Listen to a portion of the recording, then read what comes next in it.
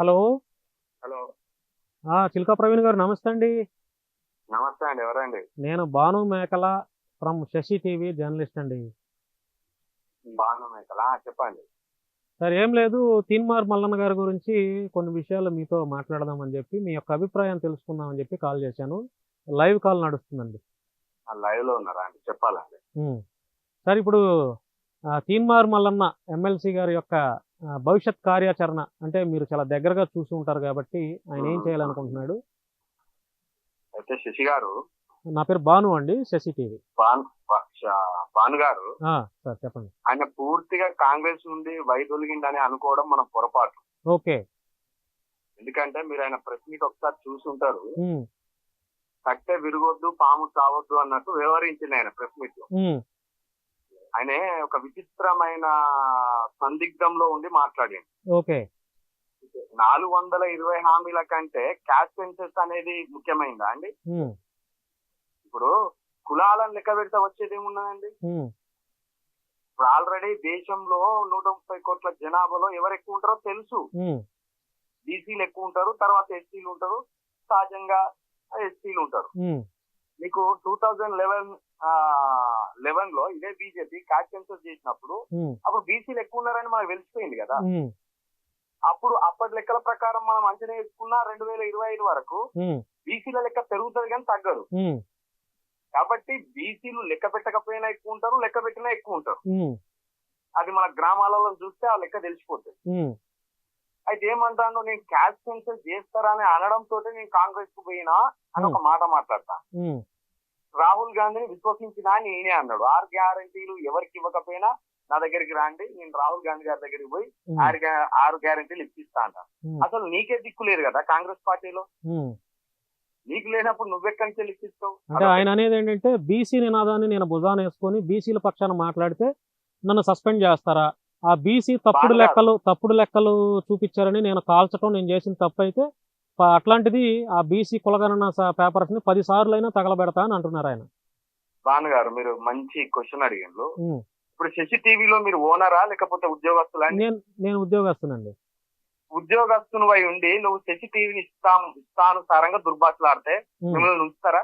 ఉంచరు కదా. మిమ్మల్ని తీసేస్తారు. తీసేసినప్పుడు నీకు కులాన్ని అడ్డం పెట్టుకుంటా. అవకాశాలు ఇస్తారుగా 1-2 సార్లు, బాబు ఇలా కాదు ఇట్లా చేసుకోండి అవకాశాలు. అదేనండి. ఆయనకు February 5th కి నోటీసులు సర్వ్ చేసాం. ఓకే. ఆయన ఎప్పుడు తీసేసిందండి? 28th కి తీసేసింది. అంటే మధ్యలో నీకు 22 డేస్ అయితే అవకాశం ఇచ్చింది కదా. నువ్వే కదా లైవ్ లో వెంట్రుక కూడా నేను భయపడను అన్నావు కదా. అవును. మరి అది తప్పు కదా. మనము ఒక గొడుగు కింద మనం నిలబడ్డాం. నీకు నచ్చకపోతే ఆ గొడుగు ఇడిచిపెట్టి వెళ్ళిపోవాలి. నీకు టికెట్ ఇచ్చినప్పుడు వీళ్ళు రెడ్డిలు అని తెలియదా? నీకోసం ప్రచారం చేసినప్పుడు రెడ్డిలు అని తెలియదా? మధుయాస్కి గౌడ్ గారు నేను ఒక స్టేట్మెంట్ ఇచ్చింది, మీరు చూడండి ఒకసారి స్పష్టంగా. ఏమన్నారు? మధుయాస్కి గౌడ్ గారు అయితే బీసీఏ కదా. రేవంత్ రెడ్డి ముఖ్యమంత్రి కావాలని పట్టుబట్టింది నవీన్ కుమార్ అని విన్నారు కదా మీరు. అవును. మరి రెడ్డి నాయకత్వం కావాలని ఈయన కోరుకున్నప్పుడు ఇది రేవంత్ రెడ్డి గారి గేమ్ ప్లాన్ మాత్రమే అనేది అందరు అర్థం చేసుకున్నారు. రేవంత్ రెడ్డి గారు పిసిసి అధ్యక్షుడు కావాలని కోరుకున్నది ఈయనేనట, మధుయాస్కి గౌడ్ చెప్తున్నాడు. మళ్ళా రేవంత్ రెడ్డి గారు ముఖ్యమంత్రి కావాలని కూడా కోరుకున్నది ఈయనేనట, అది మధుయాస్కి గౌడ్ గారే చెప్తున్నారు. ఇప్పుడు ఇదే కాంగ్రెస్ పార్టీలో కేసీఆర్ మీద అంత తిరుగుబాటు చేస్తున్నప్పుడు మరి ప్రత్యామ్నాయంగా కాంగ్రెస్ పార్టీ ఉంది కాబట్టి మరి ఆ పార్టీకి సంబంధించి రేవంత్ రెడ్డి అయితే చాలా గట్టిగా వాయిస్ ఇస్తాడు, ఆయన ముఖ్యమంత్రి కావాలని కోరుకోవడంలో తప్పులేదు కదా. నేను అట్లా అంటలేనండి. మీరు రేవంత్ రెడ్డి ముఖ్యమంత్రి అవడాన్ని నేను తప్పు అంటలేను. నువ్వు రెడ్డి నాయకత్వాన్ని నువ్వు అంగీకరించను అంటున్నావు. రెడ్డి నాయకత్వాన్ని అంగీకరించినప్పుడు మళ్ళీ రెడ్డి నాయకత్వం కావాలని నువ్వు ఎట్లా పట్టుబడతావు? అదే కదా ప్రధానమైన ప్రశ్న ఇక్కడ. ఏంటిది? రెడ్డిలు కాంగ్రెస్ ని కైవసం చేసుకున్నారు అని నువ్వు అంటున్నావు. సరే, వాళ్ళు కైవసం చేసుకున్నారు. వాళ్ళు కైవసం చేసుకున్న పార్టీలోకి నువ్వెందుకు పోయినావు? వాళ్ళు కైవసం చేసుకున్న పార్టీ నుండి మళ్ళా రేవంత్ రెడ్డిని ఎందుకు ముఖ్యమంత్రి కావాలనుకున్నావు? రేవంత్ రెడ్డిని ఎందుకు పిసిసి అధ్యక్షుడు కావాలనుకున్నావు? పొన్నం ప్రభాకర్ గారినో మా సురేఖ గారినో లేకపోతే వాకాటి శ్రీహరి గారు ఉన్నారు కదా ముదిరాజులు, బీసీలో హైయెస్ట్ పాపులేషన్ ముదిరాజులు కదా. అవునండి. మరి ముదిరాజులకు ముఖ్యమంత్రి సీట్ అని అడగొచ్చు కదా నువ్వు. ఆ రోజు ఎందుకు అడగలేదు? అయినా నువ్వు గెలిచింది 2024 జూన్ 5వ తారీఖు నువ్వు గెలిచినావు ఎమ్మెల్సీగా. పట్టభద్రుల స్థానం నుండి నువ్వు గెలిచినావు. నీకు July, August, September, October, November, December వరకు బీసీ వాదం గుర్తుకు రాలేదా? జనవరి నుండే నీకు బీసీ వాదం ఎందుకు గుర్తుకొచ్చింది? అంటే ఎందుకని ఉన్నట్టుండి, అంటే తీన్మార్ మల్లన్న వెనక ఉన్నటువంటి అసలు ఏంటి ఆ ప్లాన్ ఏంటి, ఉన్నట్టుండి ఆ బీసీ నినాదాన్ని ఎత్తుకోవడానికి గల కారణం ఏంటండి అసలు మీకు తెలిసి? అంటే శశి గారు భాను గారు సారీ ఒక 3-4 ప్రధానమైన అంశాలు ఉన్నాయండి ఇందులో. ఒకటి, రేవంత్ రెడ్డి గారు తన పాలన పరంగా ముఖ్యమంత్రిగా ఆయన విఫలమైంది అనేది ప్రజలకు పూర్తి స్థాయిలో అర్థమైపోయింది. అయితే తనకు ప్రజల నుండి వస్తున్న వ్యతిరేకతను అడ్డుకట్ట వేయడానికి ఈ చింతపండు నవీన్ ని ఒక అస్త్రంగా ప్రయోగించింది. అంటే ఇదంతా రేవంత్ రెడ్డి గారి ప్లాన్ అంటారా? అంతే, అది అంత ఒక గేమ్ ప్లాన్. అందుకే ఈ చింతపండు నవీన్ అంటే అయినా మళ్ళీ బౌన్స్ బ్యాక్ అయ్యి కాంగ్రెస్ లోకి వచ్చినా కూడా ఆశ్చర్యపోవాల్సిన అవసరం లేదు మనం. కాబట్టి నిన్న కూడా ఆయన ఏం మాట్లాడుతున్నాడు, నేను ఏ పార్టీకి పోదలుచుకోలేదు అని మాట్లాడుతున్నాడు. అంటే దాని ఉద్దేశం ఏంటంటే ఇప్పుడు వాచ్ చేస్తాడు, ఆయన బయట నుండి వాచ్ చేస్తాడు. రేవంత్ రెడ్డి గారు కూడా ఆయన బయట నుండి వాచ్ చేయమని చెప్పిండు. ఎందుకంటే ఇప్పటికైనా బీజేపీలోకి వెళ్ళిపోయిండు. కాంగ్రెస్ కు ఈయన చింతపండు ఇంతకుముందు గతంలో బీజేపీకి వెళ్ళాడు. అవును. అంతకుముందు ఈయన 2016 లో ఇదే గ్రాడ్యుయేట్స్ ఎమ్మెల్సీ నుండి ఎమ్మెల్సీగా కంటెస్ట్ చేసి ఓడిపోయింది కదా, డిపాజిట్ రాలేదు కదా. మళ్ళా రెండోసారి ఇప్పుడు కాంగ్రెస్ లోకి వచ్చి మళ్ళీ బహిష్కరించబడ్డాడు కదా. అంటే ఇప్పుడు ప్రధానమైన 2 దారులు మూసుకుపోయినాయి కదా. ఆల్రెడీ 2013 లో బీఆర్ఎస్ పార్టీ టికెట్ ఇవ్వమని హరీష్ రావు గారి దగ్గరికి కూడా పోయింది కదా. కాబట్టి ఇప్పుడు ప్రధాన పార్టీలు, తెలంగాణలో ఉన్న ప్రధాన పార్టీల నుండి నాకు ఎక్కడికి వెళ్ళడానికి అవకాశం లేదు. కాబట్టి ఇక్కడ బీసీ వాదం అనేది పెరుగుతుందా లేదా అనేది టెస్ట్ చేసుకుంటాడు ఆయన. ఆ టెస్ట్ చేసుకునే క్రమంలో రేవంత్ రెడ్డి గారు ఏదైతే టాస్క్ ఇచ్చిందో, ఇక్కడ కులాల పంచాయతీ పెడితేనే మన పాలన అస్తవ్యస్తంగా ఉన్నదని ప్రజలు మర్చిపోతారు. ఈ 420 హామీలు నెరవేర్చండి అడగరు. బీసీలు కొంత అనుకోవచ్చా? అంతే సింపుల్ అండి. ఇప్పుడు 420 హామీల్లో ఒక బీసీల వాటా కోసమే ఇవ్వలేదండి కాంగ్రెస్. ఎస్సీలకు ఇచ్చింది. ఎస్సీలకు 18% రిజర్వేషన్లు ఇస్తామని అదే 420 హామీల్లో ఉన్నది. అందులోనే గిరిజనులకు సంబంధించి రిజర్వేషన్ల పెంపు అనే అంశం ఉన్నది. అందులోనే ముస్లింలకు సంబంధించి రిజర్వేషన్ల పెంపు అని కూడా ఇచ్చింది వాళ్ళు. ఇవన్నీ కాంగ్రెస్ పార్టీ ఇచ్చింది. మరి అన్ని 420 హామీలు ఉన్నప్పుడు నువ్వు కాంగ్రెస్ జెండా కింద గెలిచినప్పుడు, ఒక ప్రజాప్రతినిధిగా నీకు అన్ని కులాల వారు ఓట్లేసినప్పుడు, నువ్వు అన్ని కులాల వారి ఎజెండా ఎత్తుకోకుండా ఎమ్మెల్సీగా ఉండి బీసీ వాదం ఎత్తుకున్నాడు. బీసీలకు పార్టీ లేదు, బీసీలు పార్టీ పెట్టలేదు. బీసీలు పార్టీ పెట్టక ముందే నువ్వు బీసీలకు రాజ్యాధికారం అంటే ఎవరిని నమ్మిద్దామని? సరే, ఇప్పుడు ఒక బీసీలో ఓట్లు వేస్తే ముఖ్యమంత్రి అవుతారా అండి? ఎక్కడన్నా అందరూ వేయాలిగా. అందరు వేయాలి. ఎందుకంటే కాంగ్రెస్ బీసీలు కాంగ్రెస్ కుంటారు, బీఆర్ఎస్ బీసీలు బీఆర్ఎస్ కుంటారు, బీజేపీ బీసీలు బీజేపీ కుంటారు, బీఎస్పీ బహుజన్ సమాజ్వాదీ పార్టీ ఏ పార్టీకి వాళ్ళు ఉంటారు కదా. ఏ పార్టీ కోణంలో ఆ పార్టీ ఓట్లు చీల్చిపోతే అందులో అన్ని కులాలు ఉంటారు. అన్ని కులాలు ఉన్నప్పుడు నిన్ను నమ్మి నీ వెనక వచ్చే బీసీలు ఎంతమంది? గంపగుత్తగా నువ్వు సగం మంది బీసీలను లెక్కేసుకొని మాట్లాడితే ఆయా పార్టీలో బీసీలు ఉంటారు కదా, పెద్ద పెద్ద లీడర్లు. ఉదాహరణకు ఇప్పుడు బండి సంజయ్ గారు, ధర్మపురి అరవింద్ గారు, వాళ్ళకు ఓట్ బ్యాంక్ ఉన్నది. వాళ్ళ ఇంకా కూడా బీసీలే ఉన్నారు కదా. ఇప్పుడు ఆర్ కృష్ణయ్య గారు సపోర్ట్ ఉన్నారు కదా మల్లన్న పక్కన. నేనేమంటున్నా అండి, ఆర్ కృష్ణయ్య అనే పెద్ద ఆయన ఎక్కడ కూడా ప్రజల మద్దతుతో గెలిచిన దాఖలాలు ఎప్పుడు లేవు.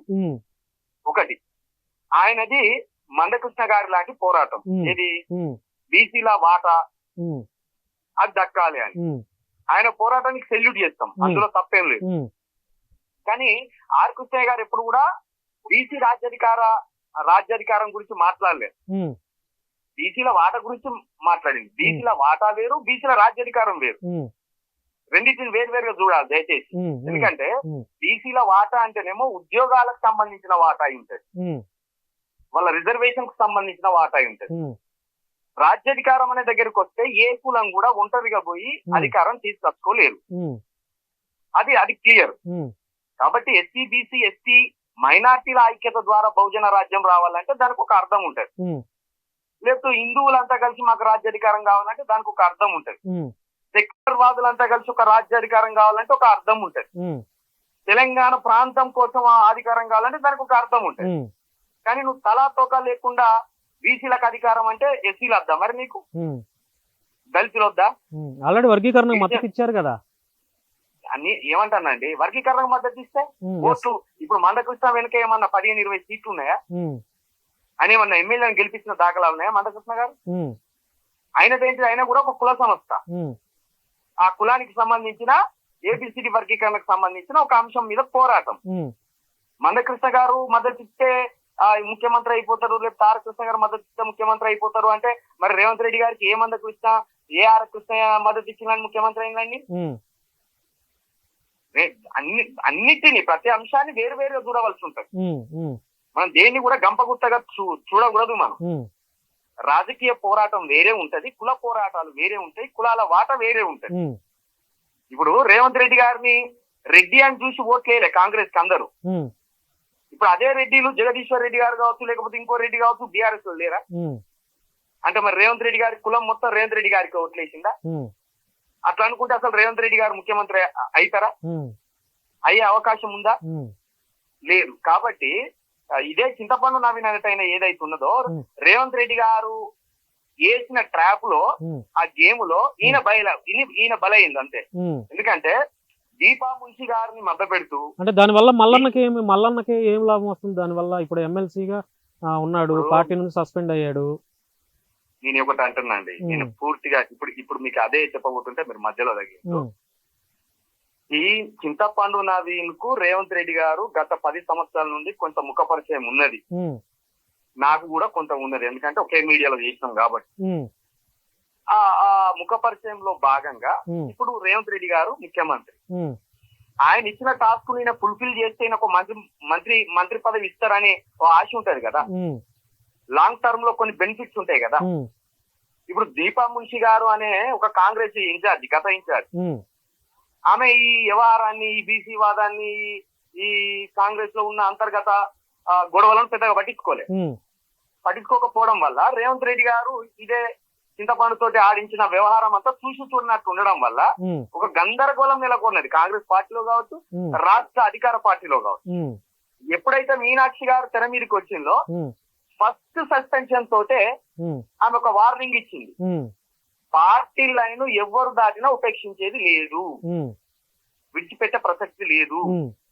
అది చింతపండు నవీన్ కుమార్ అయినా కూడా లేదా ముఖ్యమంత్రి గారైనా కూడా ఇదే గతి పడుతుందని చెప్పకనే చెప్పినాను. అది మీనాక్షి గారు రాకముందు వరకు ఒక లెక్క కాంగ్రెస్ లో, రాహుల్ గాంధీ గారి దూతగా వచ్చిన తర్వాత మీనాక్షి గారి డ్యూటీ వేరే తీరుగా ఉన్నది.